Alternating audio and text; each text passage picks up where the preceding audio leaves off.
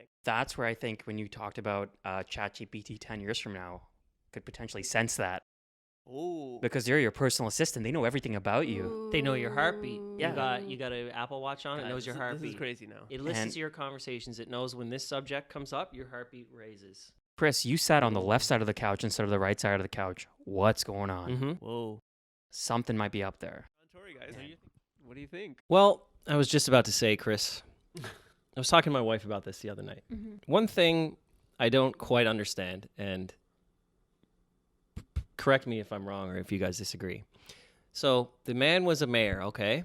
And all intents and purposes, he was, I don't know. I actually didn't know a whole lot about John Tory, but didn't seem to be that good or that bad. He was just like the mayor, not that controversial, not like a Rob Ford type. He was just the mayor Yeah, man.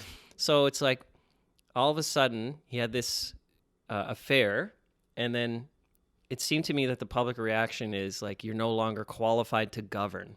Yeah. So today I saw a video where people were egging his window, and I'm like, okay, obviously there's a loss of trust, I guess, because, you know, I don't know if he promised in his electoral speech, I'll never cheat on somebody. But what I don't get is why people think that his like ability to like zone a commercial or residential area is impaired by the fact that he had an affair. Right. So he had a personal affair. My thing that I don't quite get, like they're egging his office today. There's a video of him behind glass and they're literally egging. I'm like, wow, why would you be that upset that a guy like had an affair? Like, okay, is it bad to have an affair? Yes. But how does that impact your ability to govern? Obviously, there's a loss of trust, and it's going to make you unelectable and all that stuff. And I get that he has to leave office, but the reaction that I saw was like, you've lost your ability to like zone a residential area or like create a highway into the city. I don't quite understand that.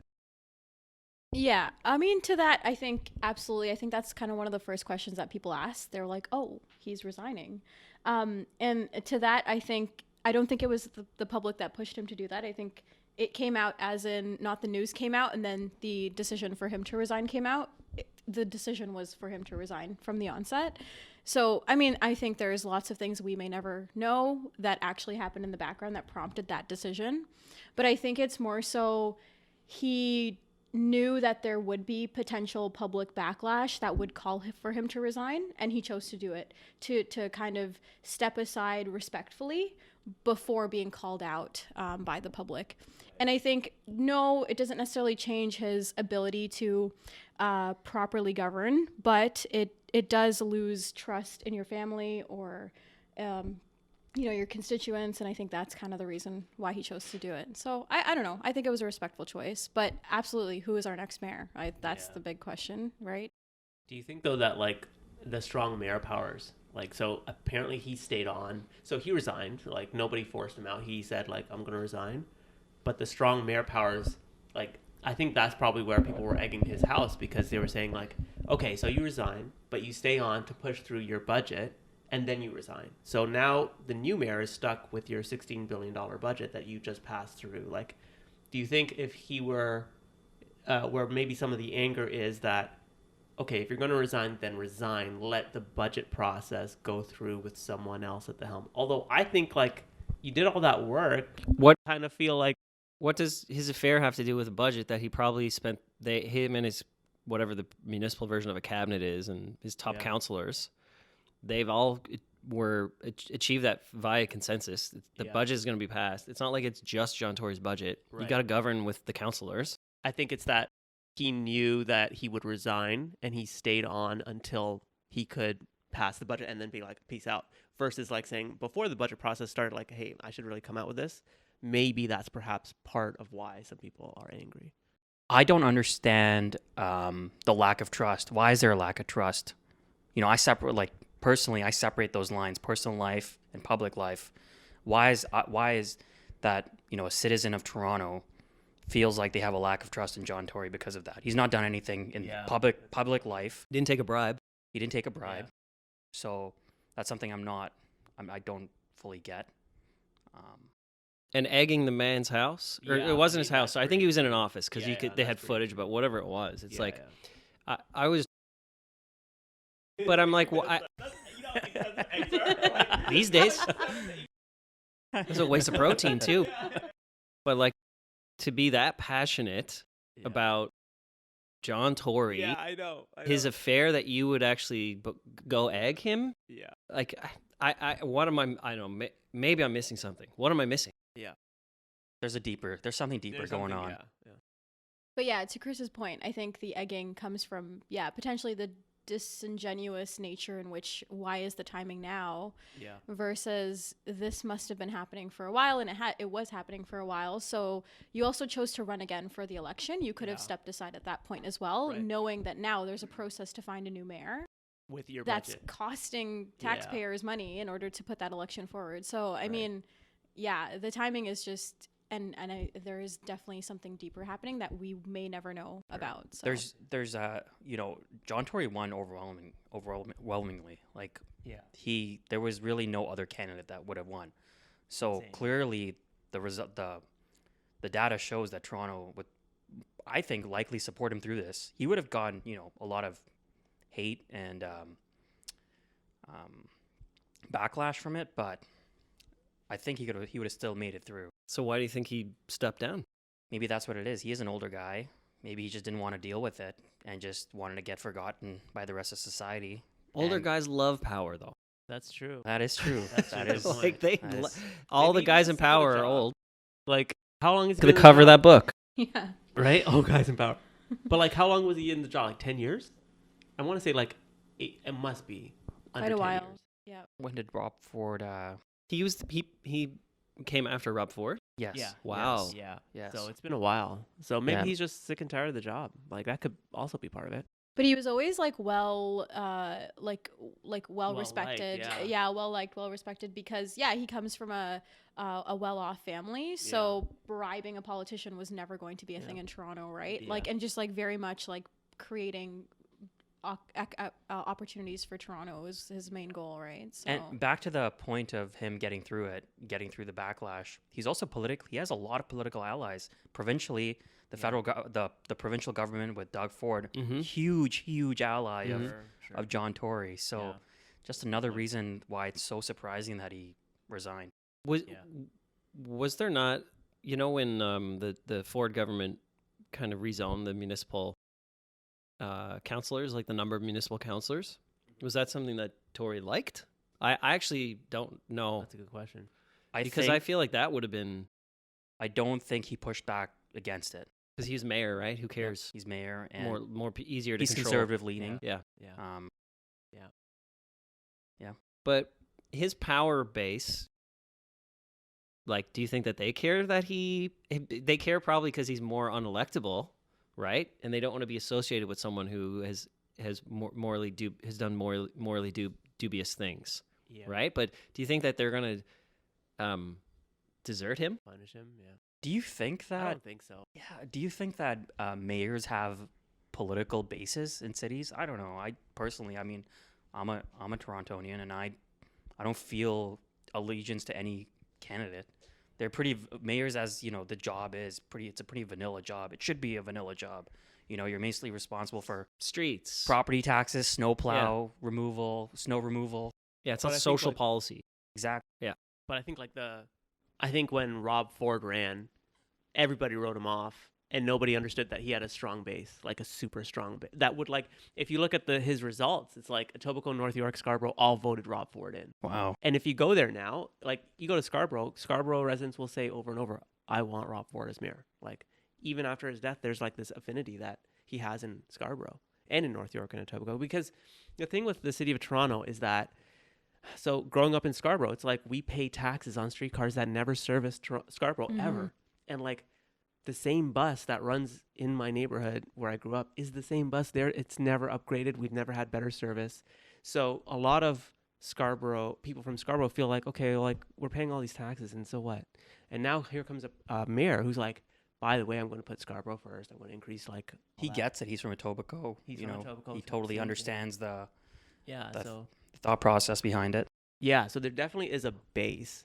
I think Tory appeals to both the burbs and the city, which is unique. We've never kind of seen that.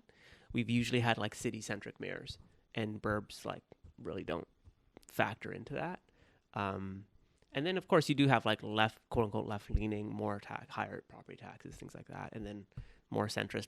It's interesting to hear Doug Ford on Tory because he's like, Toronto's going to get this lefty mayor and the city's going to pay for it. It's like, it's so odd. Like, you think he'd just stay out of it and just be like, you guys figure it out. I don't think you stay out of it personally. Toronto ultimately is the center of the world, center of the universe for the province of Ontario. Country of Canada. The country of Canada. Sure. So the mayor of Toronto is arguably, very powerful person, very close to power in relations to Doug Ford. 20% of the economy. Exactly. So I think it definitely matters to have someone on your side. Because it can definitely alter the path forward. Okay, so how did Rob Ford survive the political scandals that he did, and which were crazy, like international media attention, American media, they had him on the Tonight Show or whatever. And what John Tory has done, just from a purely like nonpartisan perspective, a consensual affair with a 30-year-old staffer, seems to me to be less scandalous than smoking crack as the mayor. So why, and Rob Ford never stepped down. He kind of owned it. It was a while ago now. I don't quite remember all the details, but I remember he didn't tank him. But I think the key difference is that it went to the court of public opinion, right?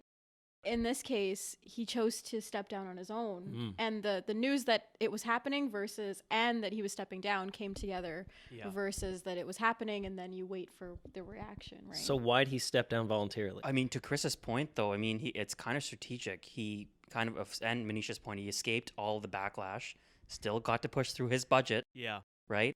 And left, and, in another month, he's going to be forgotten. And he could run again. I think in a year's time, people might be like, okay, I would actually interestingly. That's an interesting point, actually. I would love to know, like, do a poll with Torontonians to see, like, would you vote John Tory back into office if you were to run right now? I think the majority of Torontonians would probably say yes, because I can't think of anyone. I don't know anyone else, honestly. So who wants him out then? I think the better question is, why did he resign? Why did he not say, like, hey, I had an affair. I'm going to leave it up to council and the court of public opinion to determine if I step down in a week or two's time. I'm going to make that decision based on what I'm hearing. I think it makes sense that he resigned to an extent. I mean, he blew up the news cycle in Canada. He was all over it. Front page everywhere. Till another balloon comes along. Yeah, you're not wrong. Unidentified object. UFO. Seriously, though. Yeah. But I mean, he voluntarily resigned. But obviously his calculation was, I need to resign. He didn't want to resign. Right. Why would you be mayor if you're going to resign? So presumably he wanted to be mayor while he was having this affair. So he calculated that there's a group or a voter base or whatever that wants him to resign, or it's like, it's going to get nasty if I don't. So I'm curious to know, like, what was his political calculation? I got to resign. I mean, he still has a family, a wife. I'm sure he has kids, grandkids, whatever. They would also have to go through that. Yeah, that's true. And that's something you can, that's a serious decision. Yeah. Yeah, and to Chris's point, I think that's actually a great next prediction, that he'll take some time to step down, maybe a year or two, and then he is going to win by a landslide, I think, if he chooses to run again after some time has passed. For sure, yeah.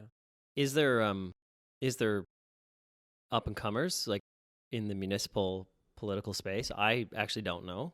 There's been there've been a few MPPs that have said that they were interested, but you actually have to resign as a member to then put your name forward. Yeah. Like Jennifer Keysmat is always a name that's thrown around, and a few others, but there's no front runner right now, right? That's going to take some time. Yeah. Yeah, and many times, you get Toronto centric. Like Jennifer Keysmat's all about the city. John Tory, Rob Ford were able to go out to the burbs and rally support. And I don't know, it's going to be tough to replace a mayor of a mega city that can understand the issues of the city, but also understand like Etobicoke, North York, Scarborough. I mean, they're different worlds, like totally different worlds. Who was the mayor before Doug Ford? Do you guys remember? Yeah. Rob Ford, sorry. David Miller. So Did he have a scandal? no, but he was very left leaning. So our taxes were really high. There were garbage strikes. So there was a lot. So he created this environment where people were like, I don't want to pay higher taxes. I want my garbage collected at a regular interval. And then Rob Ford comes along and says, okay, we're going to privatize garbage collection. I think east or west of Yonge. I think it's east of Yonge. And people were like up in arms against that, but we haven't had a garbage strike since then. Have you seen The Sopranos, though? No. I love The Sopranos. Love The Sopranos. You don't want to have private garbage services. No, yeah, It's a vehicle for corruption, Sure. according to The Exactly. Sopranos. it is. I mean, it has been. It not that it is. It has been Right. in the past. Not with Rico though. We don't have Rico, though, do we here? I'm not sure if we have Or Rico, but equivalent? We must have something equivalent. I would hope so. Otherwise, how I'm assuming there's not a lot of criminal activity in the garbage business in Toronto, but I'm not sure. It is a dirty business. Yeah. It is, yeah. That's interesting, though. It'll be interesting. I was curious that he resigned immediately and he did not wait for. Yeah, I mean, usually that these to me guys is a fight bit- a little bit, Yeah. right? Just to test the waters. Like, this is the thing that shocked me the most. It's like he just immediately went down. Yeah. To your point, I think that's a great point. Maybe we're thinking of him as just a political robot. Maybe the human side was just like you said, like, oh my god, like a public scandal with my kids. I'm embarrassed. Yeah. Maybe he's just felt that legitimate shame and was like, I can't do it. That to me, okay, that's legitimate. But if it wasn't that, I want to know why he made the political calculation to step down. Yeah, that's a good point. Yeah, and I mean, I think the mayor of Toronto, especially with the strong mayor powers, it's a pretty big role, and I don't know if the provincial government will take it away from him for the next person if it's not someone they agree with. They can do that, but I'm not sure if they will. So the provincial government can kick a mayor out?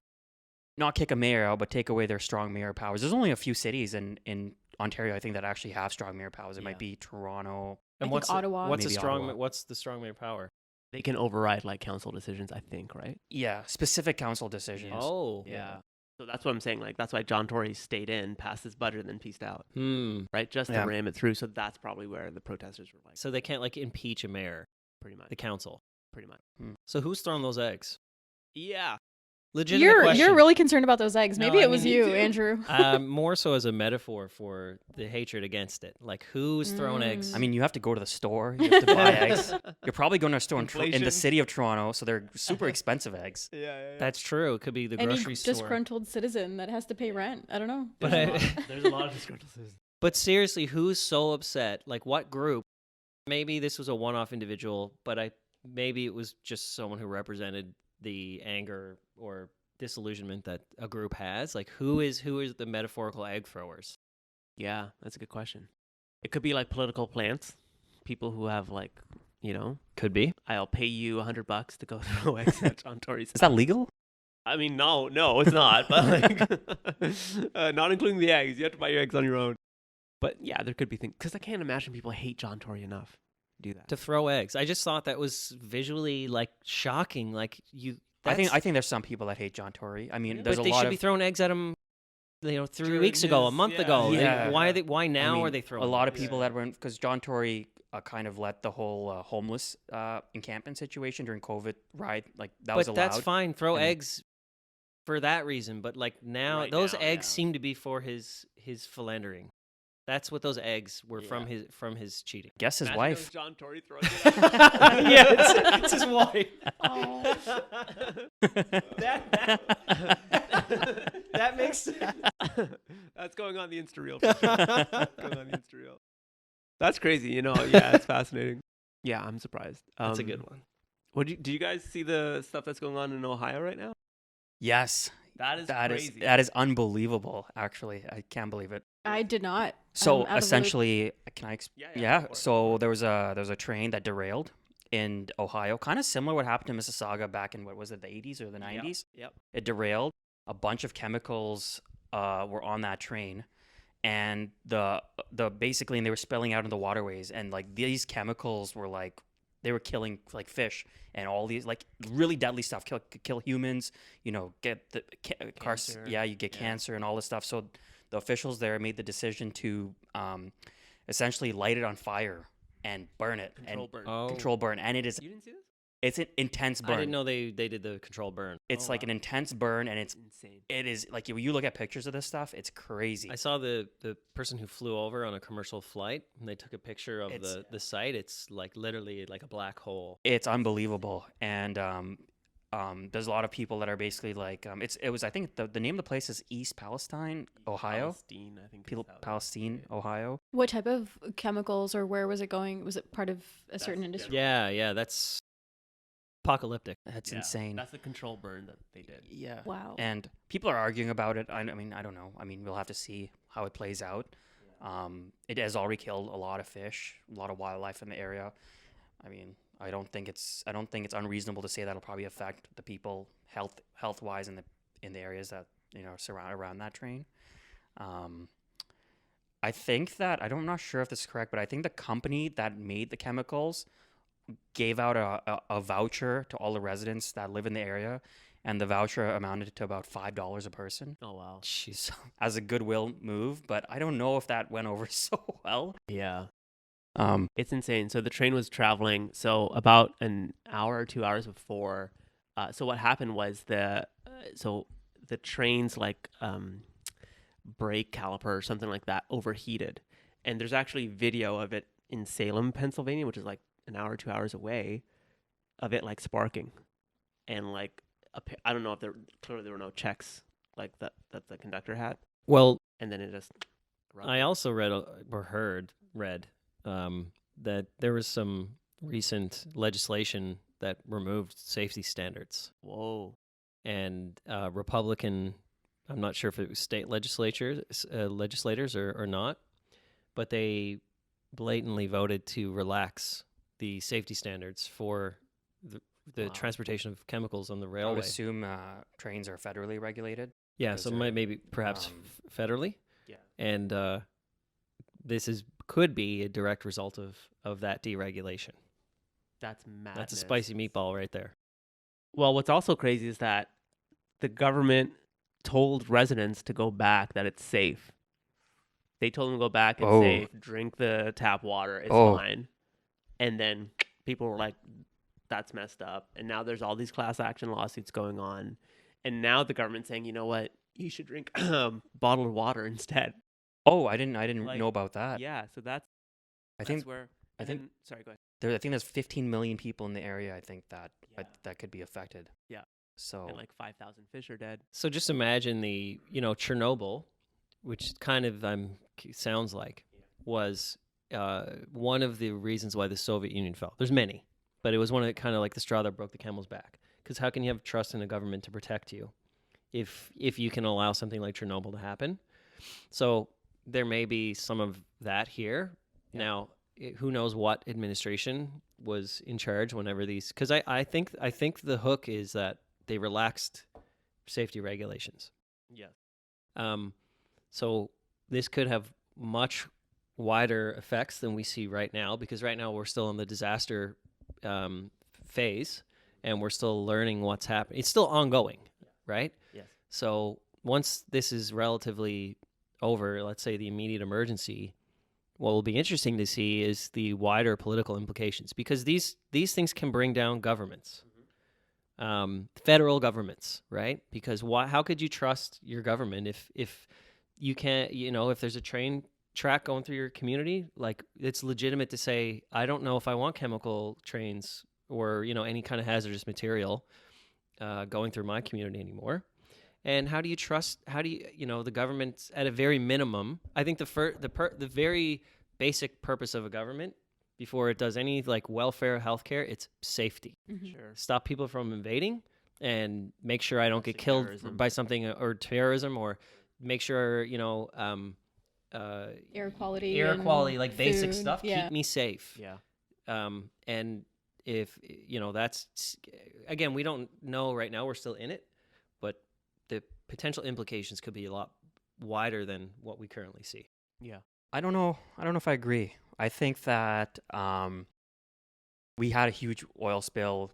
I'm sure you remember the BP oil spill back Yeah. during Obama's administration. That was insane. Yeah. It took months. Offshore though, it didn't kill. It didn't kill. I mean, it didn't kill people, and it maybe wasn't necessarily impacted the health of people, but it impacted people's lives right around the Louisiana, Mississippi, all the Florida Panhandle, all like right up the coast, and fish were dying. Tourism was done for a long time, and I feel like they just found scapegoats, within BP and the other companies associated, and held those people accountable. I mean, all those people are still in power, and they all had lawsuits against them.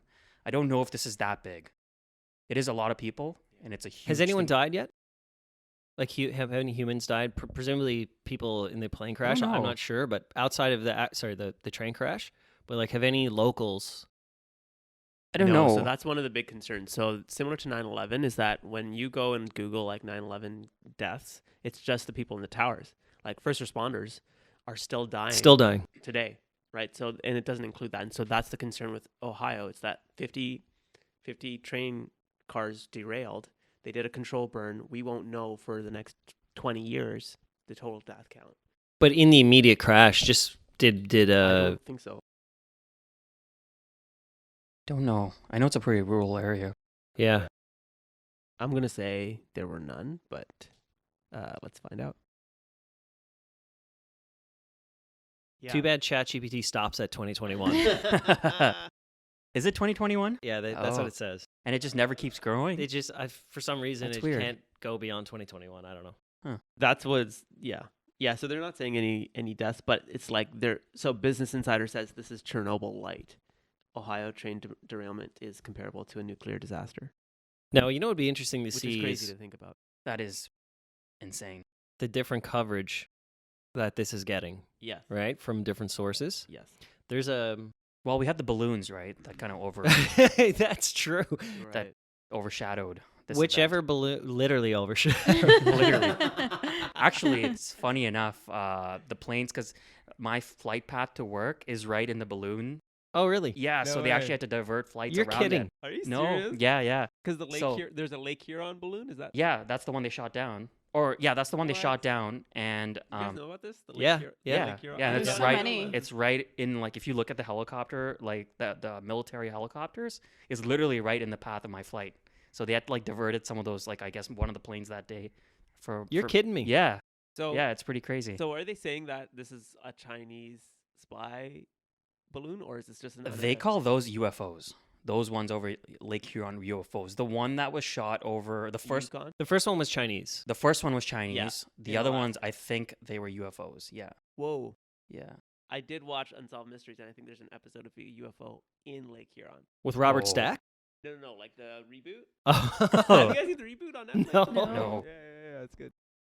I think Here's he an unsolved mystery. Whatever happened to Robert Stack? died. Oh, He died. okay. R.I.P. Mystery solved. Robert Stack. I like Robert Stack. He had a good voice. Yeah. ChatGPT was another thing I want to talk about, which seems like we've already talked about. Yeah, for quite a bit. So where do you think this is going to go? Because I think that this replaces high school essays, Look, first year essays, I think we're gonna be unemployed in 20 years. you know what? or do we okay. adapt to it? That's the thing. Every time a disruptive piece of innovative technology comes out, you can go back in all of history. When the wheel came out, they didn't have paper back then, but I'm sure if they did. So obviously the classic example is the Luddites in industrialized Britain, who were against the technology, and they would burn the industrial factories or whatever because the artisans saw it as a threat to them. So every time that there's a disruptive piece of technology, people don't like it, and people see it as a threat, rightfully so, right? If you're an artisan in the UK in like 1860, yeah, you're probably going to lose your job. My friend is a programmer, and I think if there's the first people to lose their jobs are programmers. He's a software engineer. He was telling me the other day, he goes, I think I got 10 years left before I'm out of work. In my position, which is more of a social science area, there's a little bit more of a human element to it. So maybe 10 years, maybe I'll be able to stay a little bit longer because there is a bit of the X factor that I don't think a computer could ever have in policy, public policy. But at the end of the day, what will happen is it will, in the short term, put a lot of people out of work, which is going to be very painful for those people. From a macro perspective, it's going to benefit society immensely because eventually all these people are going to be freed up to do other more productive things. So we'll get ChatGPT to do all the kind of legwork. You want to write an essay, put it into ChatGPT, and then instead of spending 5 hours, you spend 30 minutes, and then you have 4.5 hours to do something else productive with your time. So historically, if you look at Sorry, what were you going to say, Manisha? Oh, No, it's all sorry. good. Go for it. It's all good. I was just gonna say, I think the challenge is that because it scrapes source material, what is that next thing that we are going to adapt to? What is that free time, and what is our free time going to be used for? Right. So if you take the analysis or the writing of an essay, once that essay is written, and then again, back to kind of the public policy space, you could say that while we have the research in front of us, we can then be the decision makers that then analyze that and then create that public policy. But what if that source material is biased, right? Or what if the regeneration of those that scraping of material, who is creating that new material, if people are diverting to just using something like ChatGPT versus like wanting to write their own essay or deep diving further into academia where they're writing long format or like, going to individual sources for those, pieces of research. I think that's kind of the challenge. It's what is that innovative thing that we're going to be doing? I don't know what that answer is, right? Yeah, that's a good question. Yeah. I mean, that actually is a good question because I guess are you saying that there'd be more people going into the research and technology field and, less into the basic programming or design or engineering fields? Because I think, we talked about innovation, through the last century or so. Typically it's been, and unless I'm wrong, it's basically, in a layman's term of saying it, it's been someone who's shoveled something with a shovel and eventually came along and there was a front end loader, Right. And that's the level. The GPT now is at the intellectual level. It's not like it's replacing labor positions. It's replacing people that do work that requires their mental capacity. Yeah. So that's the one change that, that we're seeing with ChatGPT that's different. And I don't know how we'll be able to adapt to that. another thing to add there is how long has ChatGPT been out? Yeah. 2 months? Yeah. November, I think. November? It's something like that? revolutionized our world already. For real. Yeah. Look how much change. The fact that we're even discussing something that was publicly released 2 months ago. Yeah. So, it's really hard to get an idea of where this is going, considering how fast it's moving already. You could say it's like the .com boom, right? This is like before the internet came around, and now look at us. Navigator. Seriously. So, I mean, I think the possibilities are endless of the question of what will we be doing. 20 years. Yeah, we have no idea. Do you think, though, that, information is getting more centralized?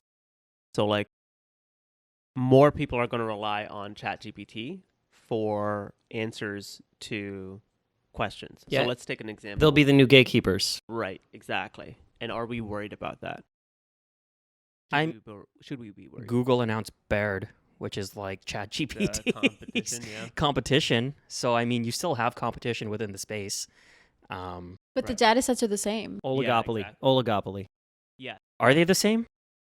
What other Or data is similar. out there, right? You're just creating a system that can scrape the data that exists the best, but the data is the same. One of the points that Chris made earlier on was that the data could be targeted by the people that designed the program, right? So, but I think with think tanks or with media, this as soon as someone sees that bias, they understand that and they already have that. Internalized. Yeah, so people would avoid systems that do have that bias, I would imagine, right? I would assume, yeah. I would hope.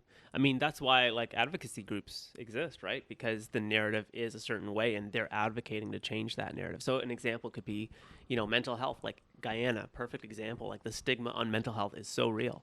And I notice online the discussion on mental health is about access to services. And I'm thinking to myself, I think I posted this on Insta, like if we made therapy sessions 100% free, would people actually go to therapy? And I think a lot more people will go to therapy I if it was think- free. I don't know that to be true because I think the stigma is so real. And I think if I were to ask ChatGPT that, it would say access to services are increasing, or that's something that the government's experiencing. But it doesn't get to that deep understanding of the human experience with going to a therapist, talking about someone's issues. Like that is a very personal thing that ChatGPT, I don't think, can actually Question. answer. 10 years from now, ChatGPT is going to be extremely more advanced. Sure, yeah. And we don't know, obviously, but, can you have a ChatGPT therapist, which would review all relevant literature, I'm sure there's like psychiatrists and stuff who put their notes up. You can scan all of that. I don't think that's 10 years away. I think Okay, that's but even this so- year. Well, okay. Even so, there you go. I mean, is it impossible that ChatGPT could be a good therapist? It's not impossible. The question is, will people seek out therapy services? I think if you could go completely anonymously and not have to talk to a human and feel shame and embarrassment for whatever, Sure. you'd go into a chat room and get some pretty good, even if it's 90% as good as therapist, that's still pretty good considering it'd be free and immediately accessible whenever you need it. Would people sign up for that? I'm willing to bet overwhelmingly yes, people would do that. But, there's the whole host of ethics and moral issues that come with that. But just from that perspective, I think a lot of people would. Why wouldn't you? So I would take that argument and I would say that right now there have never been more accessible mental health services. I think all of us could agree. There's never been more accessible. You can call Or acceptable. or acceptable. You can take time off from work. Personal health days are a thing, and more companies are embracing that. Almost every single company out there now is offering some sort of toll-free number you can Yep. call and speak to someone. If not more. If not than more, that. yeah. 24/7. You can pick up your phone. I would like to know the stats of people who are actually picking up the phone, because I would also say that depression, anxiety, and suicide rates have never been higher. And Also so true. I would say, with all the resources we have, there still is not only a stigma, there's an unwillingness to say, I have a problem, I need to talk to somebody. But where's the stigma if it's going to be anonymous with you in a chat room? It's personal, right? Like the idea that you have Admitting to it to yourself. recognize exactly that you have a problem. Okay. Do you think as a percentage of the population, mental health issues are higher, lower, or the same over the last few hundred years? Hold on. There's a way you have to phrase that though, because the question is, century. I'm not too sure. yeah. Well, the other thing is, yeah, like they're just trying to survive. They're not thinking about mental health in the year 1500. But is it people have always had these issues? It's just more acceptable to talk about it now. So it seems like everyone has mental health issues, and it seems like everyone's in therapy. That's a good point. But probably it's just these things are available now, so people are taking them up. Or is it something about modern society that just causes these mental health? So social media, I think we can all agree, Yeah. has definitely caused body image problems, Instagram, all that kind of stuff. Even dating apps and stuff is probably, I don't know how, but I definitely know that that's it has had an unnatural effect on human mating rituals, if you want to call it that. Sure. So, I'd say it's a little bit of both. People are probably have more issues now, but also there's still going to be your classic mental health issues, and probably more people are getting support now than they did in the 1950s, let's say. I also think, though, that generationally, what constitutes as mental health advice is very different. So you keep referring to a one-on-one session with a therapist. Yeah. Whereas if you go through my Instagram Explore page right now, you'd probably think that I'm going through something, jokingly, Sure. but I love videos like that where it's did you know? And it kind of, it goes through personality traits, or I'm learning so much about that space, but more from I never drew the connections between that and this. And I think for me, I love that kind of content because I'm just now I can understand someone's personality. It relates to this life experience that they've had, or this or that. So I would actually consider that a form of expanding my knowledge of mental health tools and my whole knowledge of that area. But when I think of mental health, I actually think of that sometimes. versus the traditional therapist in a chair, right? So I think, like, what are you defining mental health support as? And to Andrew's point, I could easily see something like ChatGPT, if it's simply just the data or the facts about what something is, and that knowledge, and giving that to people, that already is like 80% of what someone wants to know. It's like, what does this personality trait lead to, or you know what I mean? It's naming it versus ChatGPT is not going to judge you. You know Exactly. that for sure. You know, Okay, and but question though, you can easily Google that information. Like, for example, if you're going through anxiety, you could be like, how to control anxiety. But the difference is with ChatGPT, the Google or Bing. I'm a big Bing guy. Oh my Gotta god. What say, the You're the only what? I Bing that. I Bing There's it. the door. I Bing Dude. it. Well, you're looking at it. There's 13 people in Toronto, and I'm one of them. Wow. But why? Because can I why do not that? Bing it? Because honestly, I'm just trying to be a rebel here. 'Cause, You knew about I Bing that. ChatGPT I a Bing few that years shit. ago. And actually, I should say Microsoft side. Alliance, Well, that's why. No, no. Put Side pieces note. together. Well, he bought stock in them. That's I'll, why. I'll tell you one thing. Oh my All jokes aside, I will start using Bing because they're integrating ChatGPT functionality. Google's into- gonna do it into too. Bing. with Google's doing it with Bard. Bard. Yeah. But here's the thing. Bard? Well, it's an Irish term. I was so- just going to say. It's Bard. It's Bard. Sorry. Do you know what a Bard is? Nope, a bird. Okay, don't try to appropriate. No. It's a storyteller, Gaelic Is it John storyteller. Beard? Oh. No, a bard was so before written language, Mm-hmm. bards in Ireland would pass down the cultural knowledge through stories. No way. So a bard would be, because they didn't have the written language, and obviously stories are the most easy way to digest Right. information. So in Ireland, they did it with bards. You'd be the guy who knows all the stories, and you would tell those stories at certain festivals. giver. And It's that's like your the cultural giver. knowledge, right? That's But the difference between Google, say a Google search, okay, ways to deal with anxiety. Yeah. Okay, yeah. So Google's going to go look for existing things about anxiety. right. So you go to ChatGPT, you could be like, I have anxiety about my second cousin coming for, I'm going to meet on family vacation, who used to beat me up as a kid. Their name is this, and here's what they used to do to me. ChatGPT will give you a 100% personalized answer for it, as opposed to just saying there's something Where's about the this here, there's anxiety? something about this here, there's Right, something about right. this I here. totally agree. So that's the difference, I think. Yeah, I think it's Fair, I think it's a big difference. A huge difference. It's a huge difference if you type that into the search. So that I would say. So fluency in ChatGPT is going to be the next skill. Yes.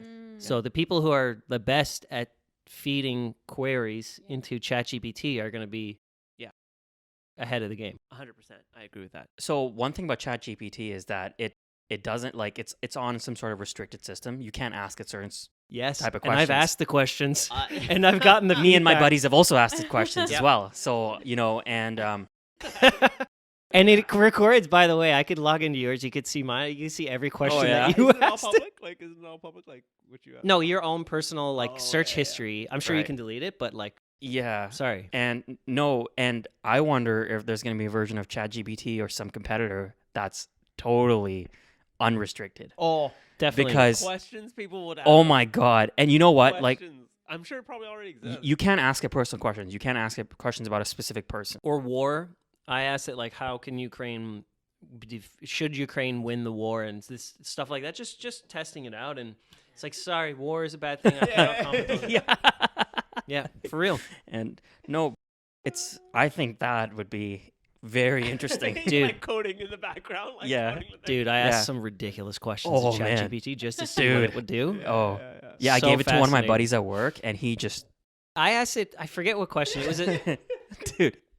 I asked ChatGPT a scandalous question just for shits and giggles, and it wouldn't give me an answer. I won't even say it because we're being recorded right now. That's okay. And then I wrote, "What if I do this?" But I said at the end, "for educational purposes only," and it gave me the answer. Oh. You Because it goes to use this knowledge. It was something about war. I forget because I've put thousands of questions. What's the most efficient gun to use? No, it was I was talking about the Ukraine war. I was like, how can Ukraine win the war? It was something like that. Right. And it said, war is bad. I'm not gonna. Basically, it said to me, I'm not gonna suggest any war strategies to you Okay. because war is bad and they're Yeah, so fair. complex and. But blah, you blah, know blah. someone's going to release a version of that. Dude, I wrote I guarantee for you. educational purposes. Yeah. Just out of curiosity, not in reality, Wow. I'm just asking for educational purposes, Wow. and it actually spit out the answer. So, That's interesting. you know, manipulating it is going to be the skill. So I think also, so Manisha's point on mental health and Instagram, I think is really good. So like you go on Instagram and you search that stuff out for informational purposes. I don't search it out. Or so Comes to don't- you. That's It comes to that's you. that It comes that's to the you. scary part too. It's on your discovery page, you're saying. Yeah, it's But yeah. if you were, I don't know your mental health, but like if you were going through something, like something serious, let's just say, yeah, right? Like that's you're in a little really different. deep state of depression. You're not going to Google that because you're at a stage where you're already giving up, right? Like you're now seeing there's no point to the existence and you're spiraling, right? Like I think that's the like clinical term when you're spiraling and you're like you don't see the point of waking up or whatever. So back to the point, it's like even if you're in the early stages of depression or anxiety, you're not going to even get yourself to the computer to write that down because you don't think you have an issue. So this goes back to my question. It's like, even if mental health services were free and everywhere and there were therapists or group sessions or whatever you wanted and it was so accessible, people would not bring themselves necessarily to that. Now, I don't think. That's where I think when you talked about ChatGPT 10 years from now, could potentially sense that. Ooh. Because they're your personal assistant. They know everything about you. They know your heartbeat. Yeah. You got an Apple Watch on. It knows your heartbeat. This is crazy now. It listens And- to your conversations. It knows when this subject comes up, your heartbeat raises. Chris, you sat on the left side of the couch instead of the right side of the couch. What's going on? Mm-hmm. Whoa. Something might be up there. So And you're thinking that it'll be like fully integrated with our daily lives? and Theoretically. understand our mental health. I don't think it's impossible. Put it this way: it already gives you personalized ads. Right. So I don't know, just because of my I'm gonna be 40 soon. Okay, Yeah. so I'm not kidding. On Instagram, it's erectile dysfunction ads and it's hair loss ads. Oh shit. I'm not. I and love like, that. I'm not overcompensating. I'm literally like I'm not looking this stuff up. They just know. It just knows. Well, right? you don't have to look it up. It's just someone on your IP address. Good. Yeah, but I mean, like but just already. So yeah, fair. you know, So yeah, it's gonna be like I totally see that. And here's another element to this. Have any of you guys seen the movie Her yes. with Joaquin Phoenix? Yeah. No. So the premise of the movie, it was 10 years ago or whatever, but it's about a guy, kind of an introverted kind of guy, not very good with ladies and stuff. And in the movie, he falls in love with his operating system. So it's an advanced operating system. So I can see ChatGPT already, it speaks to you in human language, right? yeah. So I can 100. I have absolutely zero doubt in my mind that people will have relationships with ChatGPT or whatever it's called in 10 years. Wow. No doubt. For sure, yeah. People are, Oh, yeah. to be facetious, there's already people who are in romantic relationships with their car. Inanimate. Yeah. There's a documentary I Inanimate saw called "I'm in Love with the Eiffel Tower," and it's about this woman who's literally in love with the Eiffel Tower. So imagine if the Eiffel Tower could talk back to you, Oh. right? So I Yeah. mean, that's where another thing where I see this is going. It's like Mhm. to love. To be honest, I kind of already have a crush on ChatGPT Yeah. as it is. Yeah. Yeah. No, you're right. So I have a weird question. So now that ChatGPT could be the future, potentially replacing songwriters, news journalists, whatever. Will there be new companies formed to just pump content on the internet to like influence ChatGPT's searches? Oh. What it draws from. Yeah, exactly. Jeez, I can see that for that's sure. an interesting thought. So yeah, again, Just I get com- ChatGPT to create the content. right. I don't think it's capable of that. It's a web scraper. It scrapes the web. Scrapes the web. I don't think Now. it creates new content, unless I'm wrong. Yeah. No, No, no. you're For right. now, For now, it's a scraper. But Right. It could be a producer someday. That's actually the key question because it's all manipulated by the data that exists. Exactly. So And it selects the data, right? yeah, so I mean that's kind of the challenge. Like if nobody wants to create that data, but you're right, there's an economic opportunity to now create that data. Economic and I think And does it- political Yeah. opportunities to. Yeah. Here's another potential concern. Presumably, the internet now is populated mostly by people from like Western countries, right? In terms Yeah. of the additions to it, Mm. right? Because the Western countries were the richest, they got the internet first, and they started pumping out all this stuff. So, is I mean, I don't know, who knows, but like I would venture to say the quote unquote Western world has probably contributed more to the internet than Sure. the quote unquote non-Western world.